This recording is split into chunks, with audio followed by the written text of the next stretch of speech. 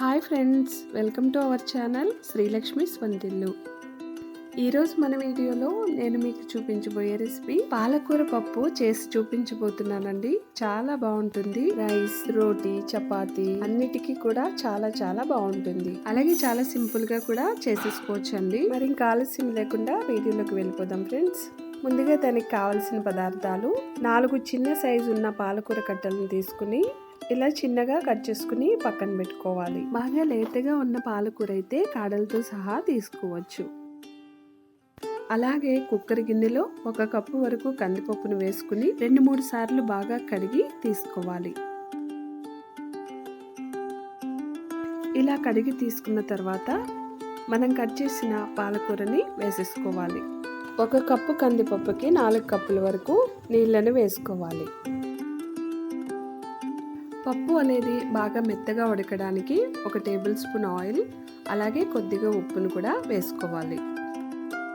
ఇలా వేసుకున్న తర్వాత కుక్కర్కి మూత పెట్టేసి ఇప్పుడు స్టవ్ ఆన్ చేసి మంటను మీడియం ఫ్లేమ్లో పెట్టి 5 లేక 6 విజిల్స్ వచ్చేంత వరకు పప్పును ఉడికించుకోవాలి. పప్పు ఉడికేలోపు 2 ఉల్లిపాయలు తీసుకుని ఇలాగ సన్నగా కట్ చేసుకుని పక్కన పెట్టుకోవాలి. అలాగే 5 లేక 6 పచ్చిమిర్చిని సన్నగా కట్ చేసుకుని పక్కన పెట్టుకోవాలి. పచ్చిమిర్చి అనేది కొంచెం ఎక్కువ ఉంటేనే బాగుంటుందండి రుచి అనేది. ఒకవేళ మీరు కారం తక్కువ తినేవారైతే కొంచెం తగ్గించుకుని వేసుకోవచ్చు. అలాగే ఒక చిన్న నిమ్మకాయ సైజ్ అంత చింతపండుని తీసుకుని కడిగి నానబెట్టుకోవాలి. పప్పు ఉడికిందో లేదో చూద్దామండి. 5 విజిల్స్ వచ్చిన తర్వాత చూస్తున్నానండి. పప్పు ఈ విధంగా ఉడికిన తర్వాత ఒకసారి పప్పు గుత్తుతో మ్యాష్ చేసేసుకోవాలి. ఈ విధంగా మ్యాష్ చేసుకున్న తర్వాత మనం నానబెట్టిన చింతపండు రసాన్ని కూడా ఇందులో వేసేసుకోవాలి. ఒకసారి ఇలా బాగా కలుపుకున్న తర్వాత దీన్ని పక్కన పెట్టేసుకోవాలి. ఇప్పుడు స్టవ్ మీద మరో కడాయిని పెట్టుకుని అందులో 4-5 స్పూన్ల వరకు ఆయిల్ వేసుకోవాలి. ఆయిల్ బాగా వేడైన తర్వాత 1 టేబుల్ స్పూన్ వరకు జీలకర్రను వేసుకోవాలి. అలాగే 1 టేబుల్ స్పూన్ ఆవాలు వేసుకోవాలి. ఇవి కొద్దిగా చిటపటమన్న తర్వాత 6 వెల్లుల్లి రెబ్బలు ఇలా క్రష్ చేసుకుని వేసుకోవాలి. వెల్లుల్లిపాయలు వేగేంత వరకు కొంచెం సేపు ఫ్రై చేసుకోవాలి. 1-2 నిమిషాల వరకు లో ఫ్లేమ్లోనే ఫ్రై చేసుకుంటే సరిపోతుంది. ఇలా ఫ్రై అయిన తర్వాత 2 రెబ్బల కరివేపాకు కూడా వేసుకోవాలి. అలాగే 4 ఎండుమిర్చిని కూడా ఇలా తుంచి వేసుకోవాలి. అలాగే 1/2 టీ స్పూన్ వరకు ఇంగువను కూడా వేసుకోవాలి. ఇంగువను వేసుకోవడం వల్ల మంచి రుచి అలాగే మంచి వాసన కూడా వస్తుందండి. కర్రీకి మంచి టేస్ట్ అనేది కూడా చాలా బాగుంటుంది. అలాగే ఇందులోనే కట్ చేసిన పచ్చిమిర్చి, కట్ చేసిన ఆనియన్స్ ను కూడా వేసేసుకోవాలి.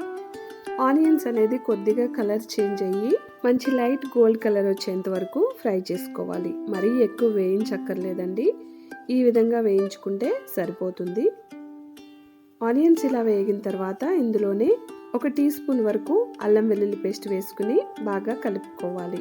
అల్లం వెల్లుల్లి పేస్ట్ పచ్చివాసన పోయేంత వరకు 1 నిమిషం పాటు ఫ్రై చేసుకోవాలి. ఇలా ఫ్రై చేసుకున్న తర్వాత 1/2 టేబుల్ స్పూన్ కారం వేసుకోవాలి. కారం అనేది కొంచెం చూసుకుని వేసుకోవాలి, ఎందుకంటే ముందుగా పచ్చిమిర్చిని కొంచెం ఎక్కువే వేసుకున్నాం కనుక. అలాగే 1 టీ స్పూన్ వరకు జీలకర్ర పొడిని, 1 టీ స్పూన్ వరకు ధనియాల పొడిని కూడా వేసుకోవాలి. అలాగే 1/2 టీ స్పూన్ వరకు పసుపును కూడా వేసుకుని వీటిని బాగా కలుపుకోవాలి. ఇలా అంతా బాగా కలుపుకుంటూ 1 నిమిషం పాటు బాగా ఫ్రై చేసుకోవాలి. ఈ విధంగా ఫ్రై చేసుకున్న తర్వాత మనం ఉడికించిన పప్పుని ఇందులో వేసేసుకోవాలి.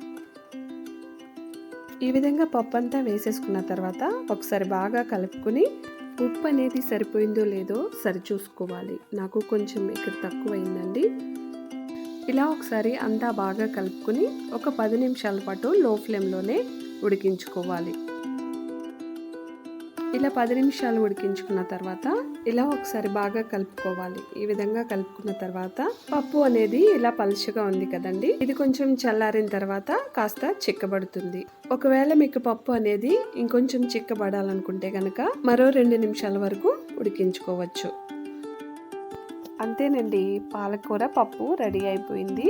చివరిగా ఇందులో కొత్తిమీర యాడ్ చేసేసుకుందాం. అంతేనండి, ఎంతో కమ్మకమ్మని పాలకూర పప్పు రెడీ అయిపోయింది. వేడివేడి అన్నంలో చాలా చాలా బాగుంటుంది. మీరు కూడా ఒకసారి ట్రై చేసి మీకు ఎలా వచ్చిందో నాకు కామెంట్ చేయండి.